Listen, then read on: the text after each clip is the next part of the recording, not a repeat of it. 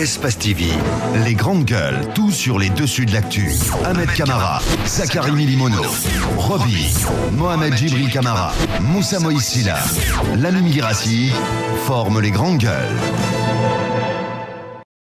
Bienvenue chez les GG en ce mardi matin, merci de votre fidélité.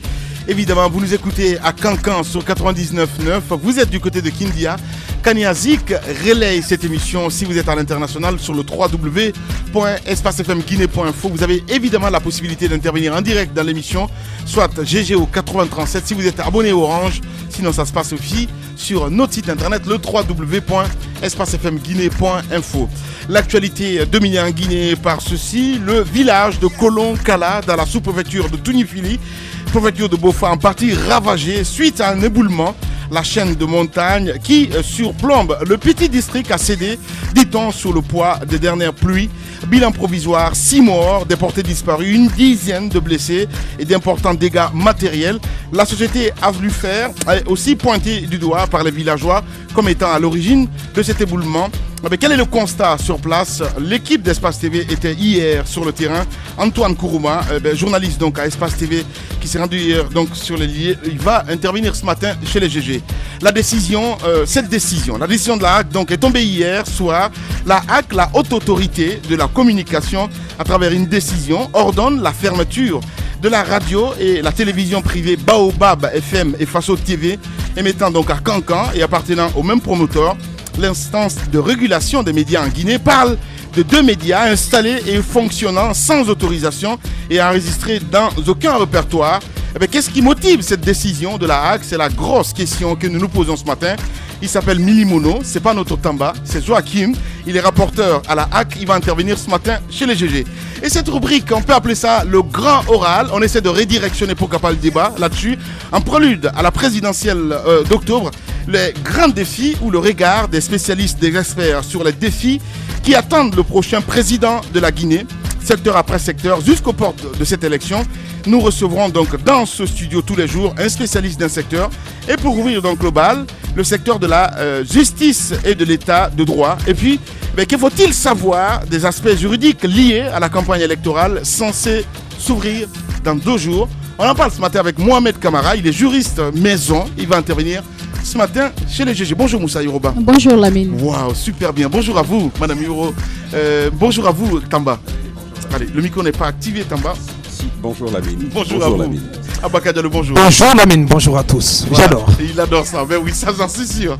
Bonjour à vous, Moussa Moïsila. Bonjour. Voilà, bonjour Tamba. Roby, bonjour. C'est parce que je vous ai arraché votre café ce matin que vous dites bonjour à l'envers. Bonjour. Bienvenue. Allez, je ne sais pas où il est passé, Moussa Moïsila. J'ai l'impression d'entendre ma caméra ce matin. Bonjour. Nulle part, j'étais à la maison. Et de la maison, je suis venu ici. Vous savez que je suis caporalisé maintenant. Ah, bon, ouais, ça je le sais. Allez, présidentielle prochaine, Bakary Fofana a décidé par avance d'imprimer donc les cartes d'électeurs. Ah oui, ce sont des bruits de couloir qui nous parviennent de l'institution donc en charge de l'organisation des élections en Guinée, la CENI. Et selon nos informations, le président de cette institution, Bakary Fofana, serait décidé à faire imprimer les cartes d'électeurs à partir du 11. Ouais. À partir du 11, donc dans 72 heures, dans 3 jours. Ouais. Et si cette information est avérée, je pense que ce serait assez grave. Ce serait une aberration même, permettez-moi l'expression, qui viendrait déranger, faire capoter tout ce qui est en train d'être construit en termes de processus d'apaisement en route vers cette élection présidentielle. Ouais. Vous savez qu'un accord politique est intervenu entre les partis guinéens le 20 août dernier, qui a du mal donc à être mis en œuvre. Il faut rappeler que jusqu'à date, rien ne pointe à l'horizon au sujet de la recomposition des conseils communaux. On nous dit que la CENI ne disposerait pas des résultats des dernières élections législatives dans leur détail. Ce qui est assez grave. Vous l'avez entendu hier de la bouche de Dr Fodé Fofana, parce qu'aujourd'hui, la question c'est comment et quel est l'étalon de mesures pour définir la clé de répartition de la recomposition de ces conseils communaux. Quand on nous dit au niveau de la CENICO, on ne retrouve pas les résultats des élections législatives à l'aune desquelles on devrait procéder à cette recomposition, je pense que c'est assez grave. Ouais. Par quelle magie ces résultats ont-ils disparu des radars? Il faut qu'on donne des explications au niveau de la CENI. Et vous savez aussi que la mouvance présidentielle a fait cette sortie hasardeuse hier pour incriminer Dame Ramatoulaye pour des raisons assez farfelues et ce qui vient jeter un peu un pavé dans la mare. Il y a toutes ces incertitudes-là, tous ces parasites-là qui plombent le processus en route vers cette élection présidentielle, et on nous dit que Bakary Fofana pourrait tenter donc de procéder à l'impression des cartes d'électeurs. Ce qui pose la problématique du fichier électoral. On apprend que ce n'est qu'hier que les experts du comité, plutôt que le comité d'experts a pu accéder au site central de la CENI. Si cela n'est intervenu qu'hier, croyez-moi, il faut combien de jours pour que ce fichier-là soit mis à leur disposition, pour qu'il soit audité, pour qu'il soit purgé de toutes les scories qui l'entachent. Moi, je ne peux pas comprendre que M. Bakary Fofana puisse même rêver aller dans un tel suicide. Ouais. Mais alors, peut-on dire peut-être qu'on s'apprête à un report, quelque part, mon cher Roby? Possiblement. De toutes les façons, c'est ce qui est en vue, vu les circonstances. Mais on a l'impression d'être un peu amnésique dans ce pays. La CENI nous a habitués à ce genre d'effets. Souvenez-vous des ordinateurs brûlés. En 2009, souvenez-vous du dépôt de cette même CENI calcinée du côté du camp Samori. Souvenez-vous de la fausse pelle qui a pris feu et tout ça. Donc, une CENI, une institution qui me dit qu'elle ne retrouve pas les résultats d'une élection, c'est comme un professeur qui me dit qu'il ne retrouve pas les copies de ses étudiants qu'il a pourtant corrigé lui-même à la maison. C'est ridicule tout ça. Je crois que le Bakary Fofana a l'air de faire pire que l'Onseni Camara. Parce que quand même, imprimer des cartes d'électeurs, combien de fois on va imprimer des cartes d'électeurs? Sont-ils si gloutons? Est-ce qu'il y a un besoin de, à chaque fois, utiliser l'argent pour ne rien? On a imprimé les cartes d'électeurs pour les élections législatives qu'on n'a pas utilisées. On nous a parlé de millions de francs guinéens. Finalement, on va encore imprimer des cartes d'électeurs qui vont servir à rien parce que de toutes les façons, aller dans ce sens-là, c'est conflictogène tout ça. Les techniciens sont en train de vouloir travailler sur la liste. Ils n'ont même pas encore commencé puisque Abakar nous dit que c'est hier qu'ils ont pu accéder au site central. Et si Bakary Fofana nous dit qu'il va imprimer les cartes d'électeurs 11, c'est dans pratiquement 72 heures. Est-ce que les techniciens vont travailler sur toute la liste électorale sur 72 heures pour qu'ils puissent être à disposition et que lui, il a combien de temps pour les envoyer chez les imprimeurs, etc. Je pense qu'il faut être sérieux. Les élections présidentielles, si elles ne peuvent pas être tenues à date, il faut être responsable, il faut les projeter. On n'a pas encore fini de mettre en place l'accord. Il y a beaucoup de problèmes. Est-ce qu'il y a déjà d'ailleurs des murmures qui disent que les élections, puisque vous le dites, vont être rejetées parce que s'ils ne le font pas... Mais reporter. Non mais non, j'ai dit des murmures. J'ai dit bien des murmures. Donc, mais les faits sont têtus et les faits vont certainement donner raison aux gens parce que pensez-vous qu'on va aller... Alors il y a deux options. Soit on laisse les conseils communaux qui ont été mis en place par le président de la République et que l'opposition accepte qu'on aille aux élections avec le fichier, l'ancien fichier, ou on décide de travailler sur le fichier électoral, le corriger et mettre en place les conseils communaux conformément aux accords entre l'opposition et le pouvoir en place. Et donc cela suppose qu'il faut nécessairement rejeter la date du 11 octobre. Ouais. Allez-y Tamba.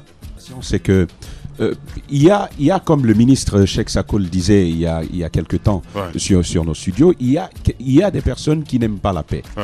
On a connu pas mal de pertes en vies humaines, en matériel, pour accéder finalement à un accord qui est signé et qui nous permettrait d'aller à des élections.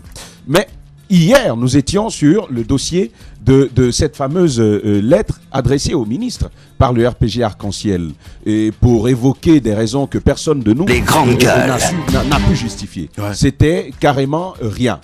Aujourd'hui, on nous apprend que M. Bakary Fofana se permettrait peut-être l'audace, parce que là encore, il faut attendre de voir s'il est assez courageux pour aller dans une telle... Oui, mais il faut quand même avoir du courage à la Dadis pour aller dans une telle perspective-là. Ouais. Il y a un accord sérieux, il y a de grands enjeux qui sont là, et l'on nous dit qu'il veut faire imprimer des cartes d'électeurs alors que le toilettage qui a posé problème depuis quelque temps n'a pas encore été amorcé.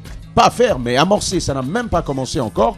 Combien de temps cela nous prendra-t-il? Ça, c'est la grosse question qui se pose. Je pense qu'il ne faut pas continuer à jouer avec la stabilité de l'État. Maintenant, en disant, sur la question que tu poses, Lamine, les élections présidentielles vont-elles être reporter. Je pense que non. Ouais. Alpha Condé a été assez clair là-dessus. Il a dit qu'il était hors de question que ces élections soient reportées, qu'il n'était pas un enfant. À ce que je sache, ce n'est pas le roi de la Guinée. Absolument, il n'est pas le roi de la Guinée. Il n'est pas le roi de la Guinée. Il vient de sortir comme ça, comme tu le fais. Bien. Il n'est pas le roi de la Guinée. Mais depuis qu'il y a ces concertations, qu'est-ce qu'il n'a pas voulu qui a été appliqué contre lui? C'est la grosse question. Je n'ai pas dit le contraire. Je pense que nous sommes dans un État démocratique. Absolument. Et nous sommes dans un régime présidentiel, ce n'est pas un royaume. À ce que je sache, à encore sortir des propos irrévérencieux ou je ne sais quoi exactement. Alpha n'est pas le roi de la Guinée. Absolument. C'est clair. Voilà. Il faut éviter un passage de force. Quand vous faites une telle lecture, je pense que vous oubliez un aspect de la question. Ça, c'est idéalement ce qui aurait dû être. Mais c'est ce qu'il faut faire. Il faut toujours partir aussi de ce qui est. Et ça, c'est très important. Si vous êtes déconnecté, Lamine, tu es déconnecté ce matin de la réalité, si c'est le cas, tu fais un très mauvais jugement. Merci beaucoup, Tao.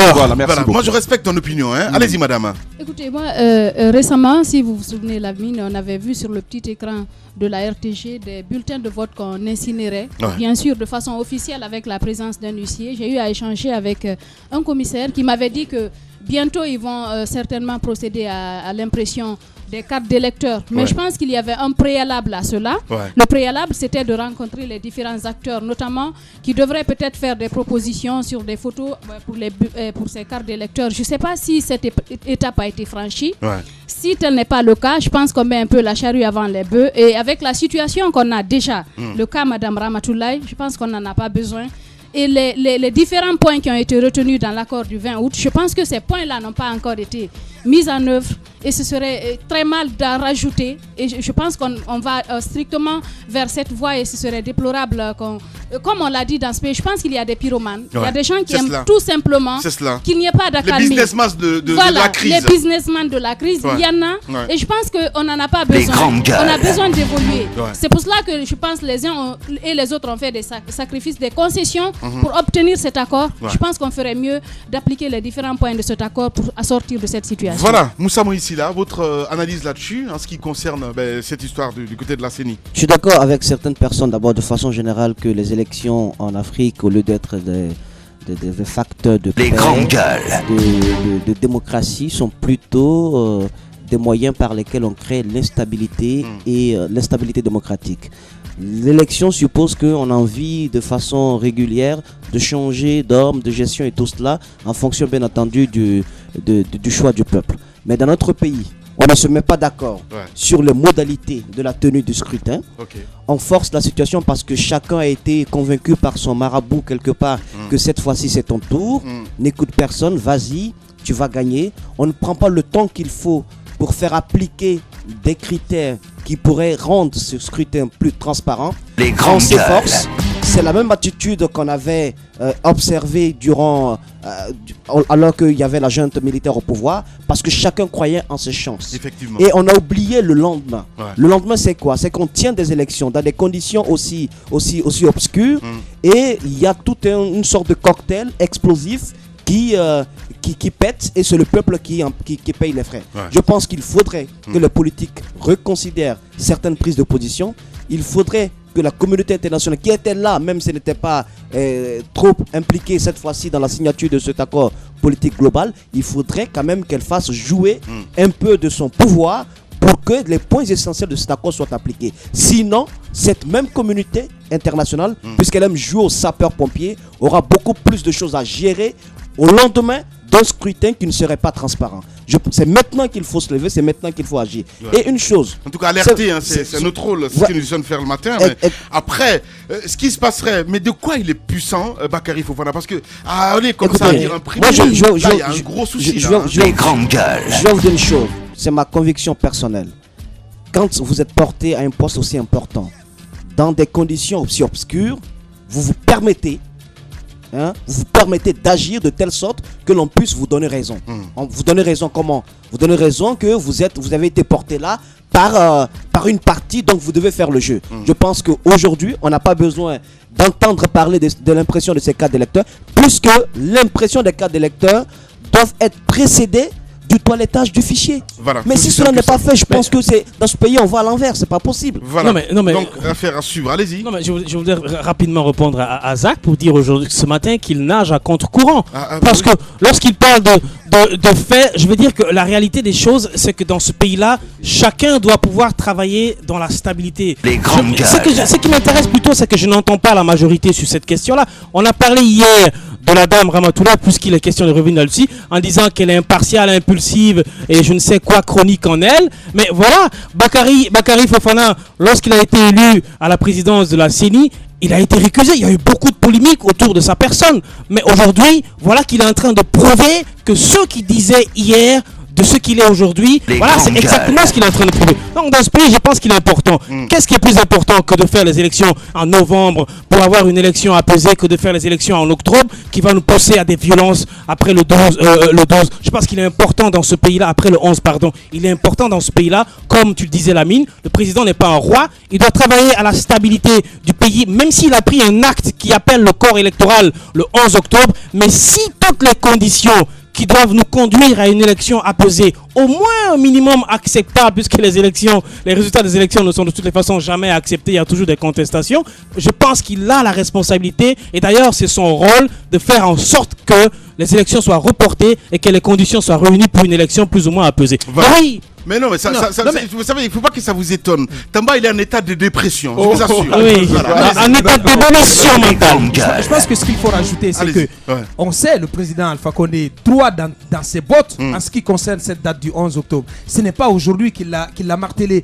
À l'occasion de sa sortie, vous vous rappelez, quand il a été aux réunions sur Ebola à New York et à Washington et en passant par Bruxelles, il en a profité à chaque fois pour insister sur le fait qu'il était hors de question de reporter la date du 11 octobre. Ça, on le sait. Mais la réalité aussi est là. Mais ça, c'est son honneur. Réaliste. Les grandes gueules. Si la Guinée prend, moi je peux me permettre l'expression, prend le risque d'aller à ces élections le 11 octobre dans de telles conditions, je pense que c'est pas gagné d'avance. Il faut s'assurer que toutes les conditions auront été réunies et que tous les compétiteurs auraient eu confiance au processus qui est en élaboration pour aller à une élection et espérer à obtenir un climat apaisé au sortir de cette élection. C'est le plus important. Vous commencez déjà à entendre des rangs de l'opposition que la possibilité d'un boycott. Je pense que si on doit forcer, on doit faire un passage en force, et attendez-vous à ce qu'une partie de l'opposition, pourquoi pas, boycotte ces élections. Autrement, ce serait aller à... La chaise vide, c'est pas la solution. Je suis entièrement d'accord. Mais personne ne peut prendre le risque d'aller à une élection où vraiment les conditions ne sont pas réunies, les conditions de transparence et d'honnêteté. C'est ça la question. Je ne vous en dirai pas tant. On va juste rappeler un tout petit peu l'histoire. Le professeur Alpha Condé, à l'occasion de ces négociations, a dit qu'il n'y aurait pas de communal avant la présidentielle. On a vu que c'était ça. Il l'a emporté. Ensuite, il s'est appuyé sur la CENI. Ça, c'était devant la CENI. Avec la CENI, la CENI a dit qu'elle était prête à organiser les présidentielles et ensuite les communales. Ça, c'est avec cette CENI-là. Mais vous voyez, le travail que nous sommes en train de faire, on peut quand même se poser la question de savoir où sont les opposants dans tout ça. Contre tous ces opposants, Alpha Condé a toujours réussi. Mais ce sont ces opposants qui vont aux élections. C'est d'eux qu'il s'agit en premier lieu pour avoir le pouvoir. Mais si ils ne font rien de sérieux, que voulez-vous? Je pense que le président de la République a toujours réussi et ça ne m'étonnerait pas. Encore une fois, je ne dis pas que sa position est la bonne. Ce n'est pas ce que j'ai dit. Mais ce que je suis en train de dire, c'est que chaque fois que M. Alpha Condé a dit qu'il ferait ceci, il l'a fait. Et rien n'a empêché cela. Non, je suis d'accord avec vous. Non, mais qu'est-ce que vous voulez que l'opposition fasse ce matin? Quand même, il faut leur accorder le crédit qu'on aura longtemps critiqué ici. À chaque fois qu'il y a eu des points d'accroc entre l'opposition et le pouvoir en place, l'opposition a toujours appelé au dialogue. Lorsqu'elle n'a pas obtenu le dialogue, elle est passée dans la rue. Il y a eu de la violence, il y a eu des morts. On peut quand même appeler à la même chose chaque jour. Je pense qu'il y a eu un accord qui a été mis en place. Ils sont tombés d'accord sur un certain nombre de choses en 3 points. Il ne faudrait pas permettre à la CENI, même si on dit, les gens jouent sur l'indépendance de la CENI. À chaque fois que la CENI va faire quelque chose, on dit non, elle est indépendante.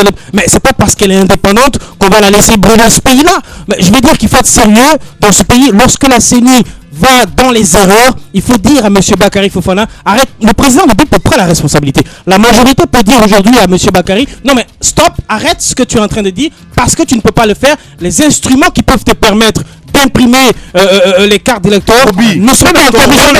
C'est vrai, mais c'est ce qu'il fait, c'est Bakary Fofana. On voit l'esprit du président de la République. Mais que voulez-vous qu'il fasse? Que Bakary Fofana... Tu fais un constat, tu n'es pas le porte-parole de l'opposition. Je ne suis pas le porte-parole de l'opposition, mais je suis en train de faire un constat, justement, comme vous êtes en train de dire. Mais vous voulez laisser Bakary Fofana imprimer des cartes d'électeurs avec l'ancienne liste électorale, alors qu'on est en train de chercher à toiletter le premier? À quoi ça va servir tout ça? À quoi ça va servir les millions de dollars qu'on va investir pour imprimer les cartes d'électeurs? Mais arrêtez, il ne faut pas permettre à cette CIDI-là de continuer à faire les erreurs. En 2012, elle nous a fait les mêmes choses. Il ne faut pas qu'on nous fasse les mêmes choses en 2015. C'est la responsabilité du président de la République de dire à un moment donné aux institutions, telles qu'à la CIDI, à la tête de Bakary Fofana, fais attention, fais bien correctement ton travail, sinon quitte la place. Bien. Allez, bienvenue chez les GG. 9h, 10h30 sur Radio Espace Guidé, retrouvez les grandes gueules ou le débat citoyen sur la radio d'opinion. Savoir et comprendre l'actualité. Et c'est jusqu'à 10h30 dans un instant, évidemment, direction Bofa.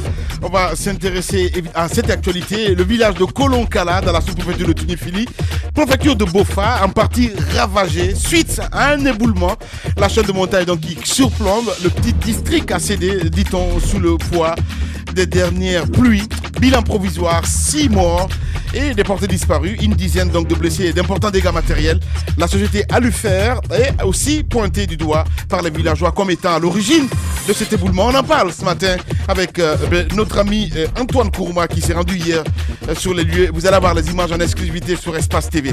Mohamed Kamara, notre invité ce matin, au grand oral donc des GG ce matin. Et on en parle, d'autres sujets viendront sans doute à tout ceci.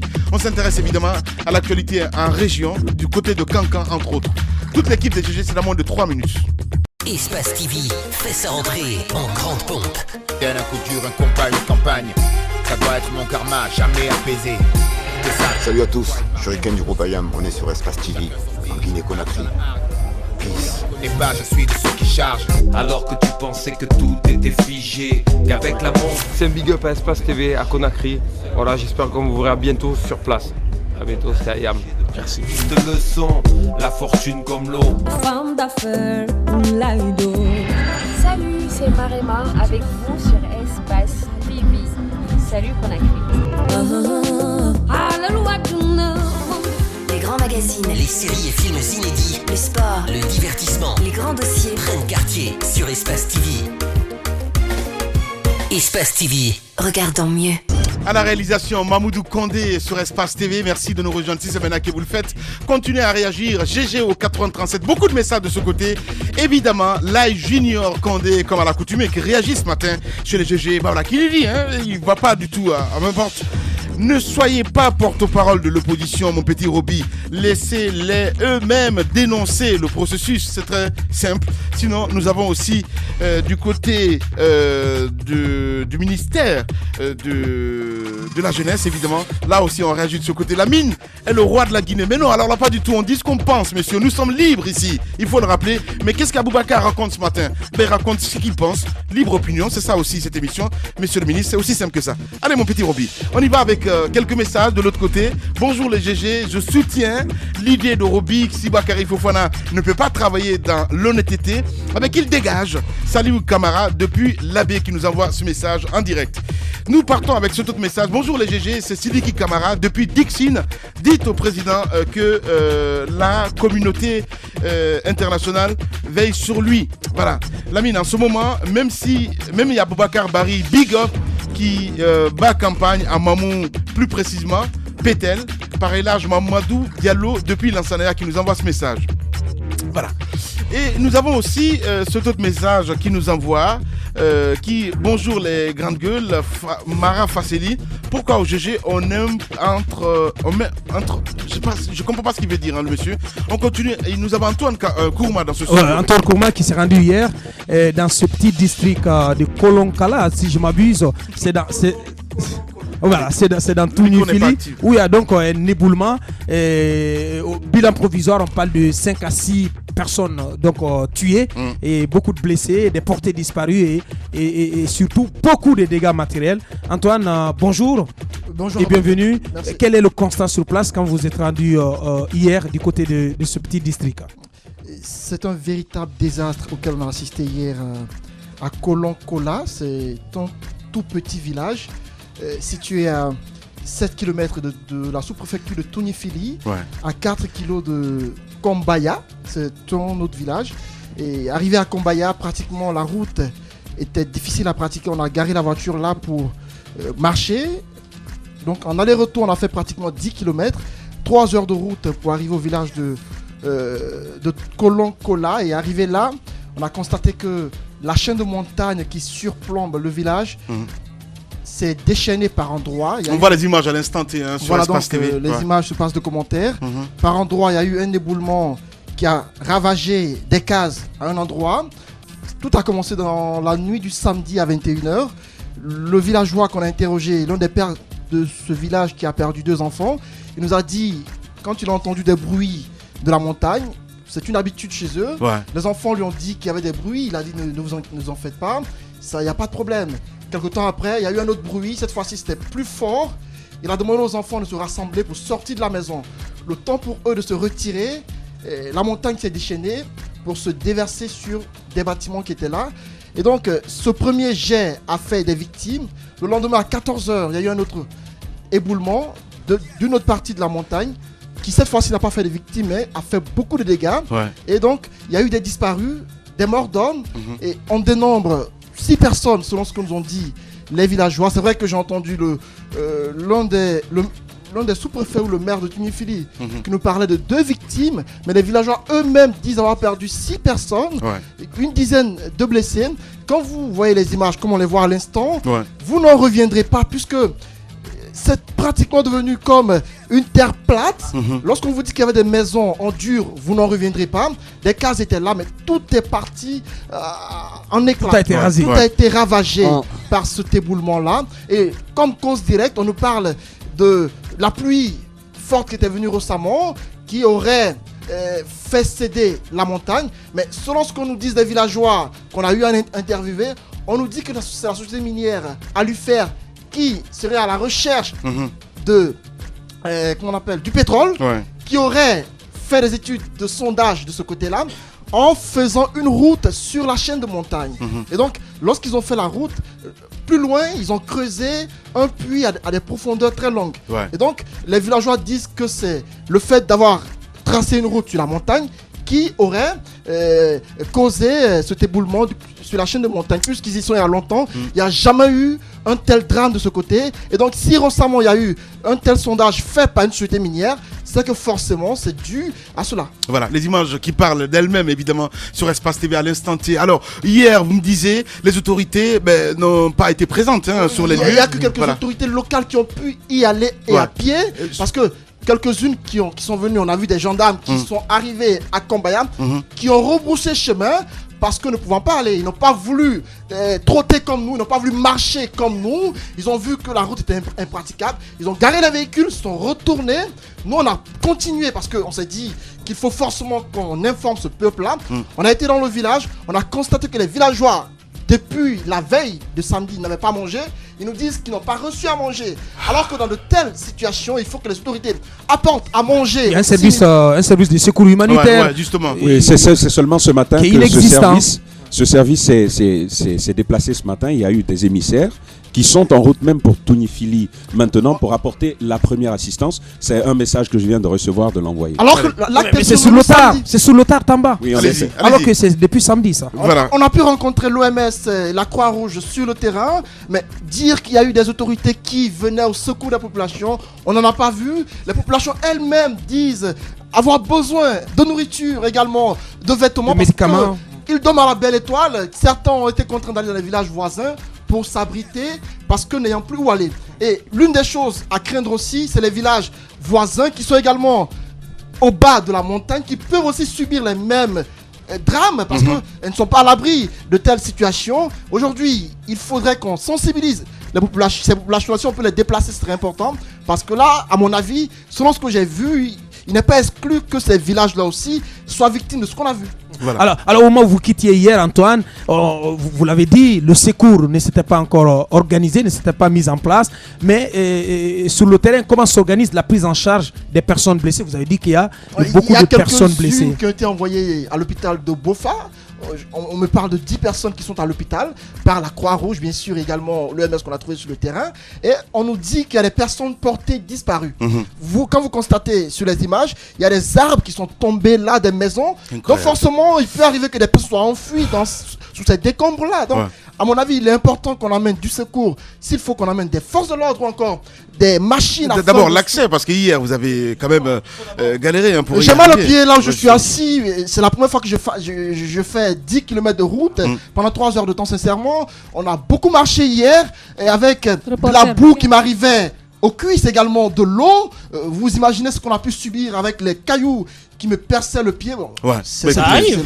Mais déjà, la première des choses, c'est qu'il faudrait que les autorités cherchent à ouvrir la route pour qu'il y ait plus d'accès dans ce village-là. Pour que la Croix-Rouge et les autres institutions étaient déjà présentes sur le lieu. Mais les explications qu'on me donne entre les deux, en parlant de pluie, je suis pas sismologue, mais je suis pas d'accord. Ça fait quand même des millénaires que cette montagne-là existe là, il pleut toujours. Les grandes gueules. Alors qu'il y a une coïncidence. Ruby. Non mais allons-y sur les explications. Moi, je dis encore une fois que je suis pas spécialiste. Il y a toujours un mais chez toi, c'est ça le problème. Mais justement, voilà, il y a eu cette société, mais il y a cette montagne qui a existé là avant même que votre grand-père du grand-père n'était pas né. La montagne s'est jamais écroulée. La montagne s'est jamais écroulée. J'ai envie de comprendre, Roby, parce que attendez, si les villageois pointent du doigt quand même ces sociétés, je pense que c'est important. Ces sociétés doivent parler quelque part. Absolument, c'est de ça que je parle. Antoine, c'est de ça que je parle. Il faudrait que les autorités soient responsables, qu'on interroge ces sociétés sur les méthodes qu'ils ont utilisées pour forer et pour faire cette route, parce que la coïncidence est quand même là. Il a fallu qu'il fasse cette route, il a fallu qu'il fasse ce gros trou là pour que cette montagne là s'éboule. C'est pas la pluie forcément. Allez-y madame. Non mais moi ce que je voudrais dire, c'est que l'OMS, la Croix-Rouge, c'est des organisations qui évoluent dans l'humanitaire. Mais le rôle premier de l'État, c'est d'être là en pareille circonstance. Je pense que c'est là qu'il faut être alerte, qu'il faut être proactif, parce qu'il y a des vies humaines en danger. C'est ce qui m'amène à dire que pratiquement chez nous, quelquefois rien n'est fait pour sauver les gens, mais plutôt tout est fait pour mourir. Parce que si vous n'êtes pas là à temps pour sauver des vies, plus de personnes vont mourir, plus qu'il n'en fallait, ce que je voudrais dire. Parce que ces populations-là, ça s'est passé depuis samedi et nous sommes mardi. C'est aujourd'hui que l'État daigne se déplacer pour aller sauver ces personnes qui ont besoin de lui. Je pense que c'est là le rôle premier de l'État. Il ne faut pas laisser tout aux autres organisations. C'est le rôle de ces organisations-là. Mais le rôle premier, le contrat social, voudrait que l'État soit là pour les populations quand elles ont besoin de lui. Justement. Mais c'est dommage que ça se passe samedi, dimanche, lundi. Plus de 72 heures après, rien n'est fait. Est-ce qu'on peut sauver des vies qu'on aurait pu? Voyez comment ça se passe ailleurs. La proactivité, c'est là. Il faut prévoir. Mais je pense qu'il faut aussi mener des enquêtes pour savoir ce qui s'est passé. Parce qu'avec ces sociétés minières, le plus souvent, ils peuvent utiliser par exemple de la dynamite. Ça peut provoquer des éboulements. Est-ce que ça a été le cas? Je pense qu'il faut essayer de savoir ce qui s'est passé pour rendre justice. Voilà. Mais ce qui me cœur un petit peu, c'est surtout le recul des forces de l'ordre. Parce que quand vous me dites ce matin que les gendarmes sont partis, après non, on recule parce que tout simplement il n'y a pas d'accès. Moi je tombe de nu, quoi. C'est juste pas possible, Antoine. Des gens ont voulu nous empêcher de partir. Lorsqu'on arrivait, on nous a dit n'y allez pas, la route n'est pas praticable, retournez-vous, c'est impossible d'accéder. Bon, je me suis dit on ne peut pas parcourir plus de 100 km, venir là et se retourner, ça serait fuir nos responsabilités. Les grandes gueules. On a continué, on est arrivé sur le terrain, on a constaté ce qu'on devait constater, et là, sincèrement, on est tombé de nu parce que là, le constat il est alarmant. Bien. Allez, on va continuer notre émission dans un instant. Évidemment, on va s'intéresser, pourquoi pas, à cette petite rubrique. Est-ce que Mohamed Kamara, il est déjà dans le local? Oui, Mohamed Kamara est déjà dans nos locaux. Dans un instant, on va revenir là-dessus. Alors, vous parliez, c'est Moussa Moïse, quel usage fait-on des fonds publics dans le secteur de la santé? Vous êtes intéressé à cette question, Moussa Moïse Silla. Pourquoi maintenant? Je me suis intéressé à cette question, pas maintenant, bien avant, pendant les vacances. J'ai eu le temps d'approfondir cela en prenant l'exemple sur un hôpital national, en l'occurrence Ignace Dine. Il faut dire d'abord que depuis 2010, le chef de l'État a quand même respecté certaines promesses qu'il avait faites dans le secteur de la santé, notamment en ce qui concerne la prise en charge de la césarienne, même si parce que c'est un procédé, même si durant tout le process, tout n'est pas respecté, mais quand même, au sein des hôpitaux, il y a la prise en charge entièrement par l'État de la césarienne. Aussi, certaines infections, certaines maladies infectieuses, l'État aussi a mis les moyens qu'il faut, avec l'aide bien entendu des partenaires, pour lutter contre ces maladies infectieuses qui reviennent tout le temps. Même si le paludisme reste toujours le premier la première cause de décès dans les différents hôpitaux, on regarde donc bien entendu le pourcentage qui existe. Mais ce qui m'intrigue, c'est comment on utilise les fonds publics au sein de nos hôpitaux nationaux. J'ai pris l'exemple d'Ignace Dine parce que je me dis que quand l'État subventionne un hôpital national, c'est pour non seulement prendre en charge, c'est pour qu'on appelle renflouer les caisses du fonds césarienne, mais c'est pour aussi permettre à ce que l'hôpital puisse faire face à certains indigents, parce que les indigents, il y en a beaucoup qui partent à l'hôpital, souvent ils n'ont rien, ils n'ont pas de parents, on ne sait pas d'où ils viennent. L'État pense à ces personnes aussi, mais c'est également pour rendre l'hôpital propre. Donc tout ce qui concerne le nettoyage, les toilettes, parce que l'hôpital est censé être quand même un lieu propre. Tous ces fonds sont utilisés de façon sectionnée, donc on appelle ça des lignes budgétaires. Mais à l'hôpital de Niasdine, j'ai fait le constat que c'est pas le cas. C'est pas le cas, et avec des preuves. Donc c'est pas un acharnement contre une personne, c'est un constat. Et durant cette année, vous avez là des bons d'engagement qui viennent de la Banque centrale. Là, vous avez les ressources qui ont été allouées au fonds d'indigence dont je viens de parler. Inscrit là, 161 487 000 francs guinéens. Ce fonds n'est pas utilisé. Vous avez également un fonds, cette fois-ci dédié à l'hygiène. Dédié à l'hygiène, au fonds d'indigence toujours. Ça, c'est pour l'autre année. Il est là. Je vais trouver un autre fonds. Voilà, ça c'est un autre fonds relatif plutôt à l'achat de médicaments. Ce chiffre à 322 millions et quelques poussières. Tous ces montants se sont accumulés au niveau du compte de Niasdine à la Banque centrale pour faire près de 3 milliards de francs guinéens. On nous explique, parce que j'ai eu l'occasion de rencontrer le directeur général, Dr Wada, qui expliquait que ce fonds doit servir à moderniser un peu plus l'hôpital en construisant un pavillon VIP là où les gens pourraient se reposer. Mais en attendant, j'ai été dans les toilettes, j'ai été dans certains services. Je me suis rendu compte que le matériel de base n'existe pas. Je me suis rendu compte que dans les toilettes, par exemple les toilettes qu'on appelle du service des dentistes, là, je ne sais pas comment on appelle ça déjà, j'ai oublié. Mais dans ce lieu, si vous vous rendez là-bas, vous allez vous rendre compte qu'il y a une toilette qui est fermée depuis près de 10 ans. C'est fermé, c'est bloqué. Pour la rénovation du lieu, il va falloir casser une bonne partie du bâtiment. Depuis 10 ans, c'est fermé. Alors ce qui aussi intrigue, c'est qu'au niveau de ce même hôpital, il y a un groupe électrogène tout neuf qui avait été offert à l'époque, et qui est resté sans être mis en état de fonctionnement. La cause, c'est qu'on a dit que le groupe électrogène de la maternité consommerait trop. Pourtant, une étude a été faite et ça a prouvé que le groupe ne consomme pas assez. La puissance du groupe, c'est de 60 kVA. Le kilométrage 0, donc ça veut dire que c'est un groupe neuf et qui ne consomme pas assez parce que c'est 60 litres par heure. L'hôpital Donka a le même groupe électrogène avec les mêmes capacités, ça a été mis en marche. Donc, ce que je souhaite, il y a une inspection qui a été organisée par le ministère de la Santé au niveau de l'hôpital Niasdine. J'aimerais inviter le ministère à continuer de la surveillance de l'hôpital national. On ne peut pas demander aux médecins de faire de la magie. Attendez, Moussa, c'est bien intéressant ce que vous dites là, parce que moi, quand vous me sortez ces sommes, 161 millions, encore quoi sais-je, de l'autre côté, et vous dites que ces sommes sont logées du côté de la BCRG, la Banque Centrale de Guinée, rassurez-nous tout de suite que cette somme-là, ou ces sommes-là ne sont pas touchées par quiconque. Oui, ces sommes... Le fait qu'on dise souvent qu'il y a détournement, ce n'est pas prendre de l'argent seulement et le bouffer. Détournement, c'est lorsque vous enlevez de l'argent sur une ligne qui lui était destiné, vous mettez cet argent sur une autre ligne à laquelle il n'était pas destiné. C'est ce qui se passe. Voilà, c'est ce à quoi nous assistons là. Parce que ce qui est donné pour les indigents, vous avez pris, on connaît l'exemple de la dame qui en donnant la vie est morte du côté de Donka. C'est une femme qui était dans le besoin, qui n'avait pas les moyens qu'il faut. Il y a combien de cas comme ça que nous constatons au sein de nos hôpitaux? Ce qu'on aimerait, c'est qu'il y ait une gestion beaucoup plus rationnelle des fonds que l'État donne. Si l'hôpital national était une entreprise qui devrait faire des chiffres, je pense qu'on n'aurait pas appelé cela l'hôpital.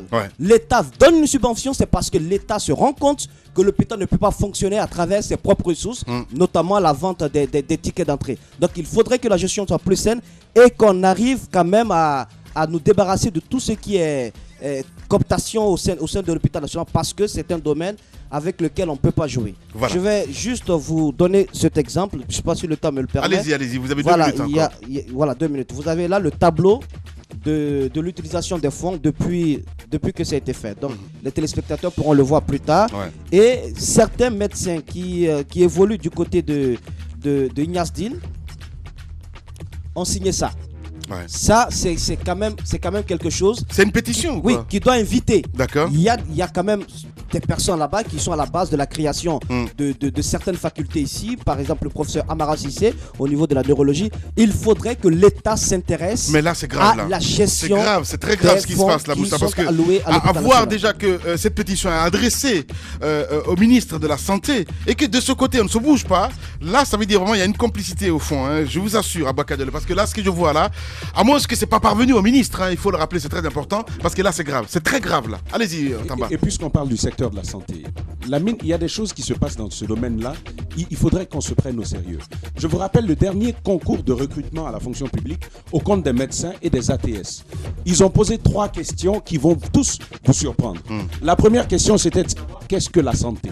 Pour un spécialiste de la médecine, on dit tous les jours qu'on tue des gens dans nos hôpitaux.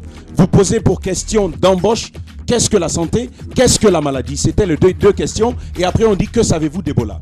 Vous allez choisir des personnes comme ça. Même moi, j'aurais passé un tel test. Finalement, la question qu'on doit se poser, est-ce que ce n'était pas finalement qu'un leurre, une simple farce à laquelle on a voulu faire assister des médecins? Et c'est grave, Lamine. On ne doit pas jouer avec les questions de santé au sein d'une nation. Lorsqu'on recrute sur cette base de questions assez faciles du niveau de la maternelle, là, il y a de quoi se lever.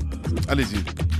Tant qu'il y a des étudiants en médecine qui ne pourraient même pas répondre à cette question, que tu traites des questions maternelles, mais le jeu est déjà joué d'avance. Ceux qui doivent être recrutés sont recrutés. Le concours, c'est juste pour la forme. J'ai entendu parler qu'il faut payer de l'argent. Je suis en train d'enquêter là-dessus parce qu'il y a des sommes qui sont communiquées. On parle de 10 millions pour pouvoir être recruté dans ce concours-là. Il est important de dire à l'État que c'est bien. Moussa Moïse était en train de relever justement des belles questions autour de nos infrastructures sanitaires. On nous a parlé d'Ebola en tant qu'opportunité, mais les médecins qui y travaillent ne sont pas autant qualifiés.